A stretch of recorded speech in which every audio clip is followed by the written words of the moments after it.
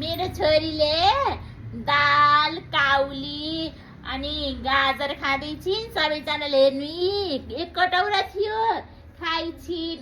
गर बेबी खाइछिन्। Very good girl.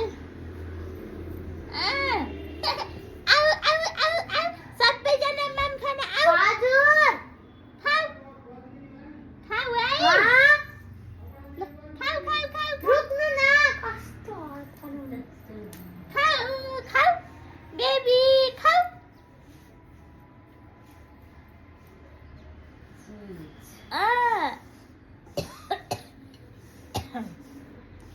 मिठो छ।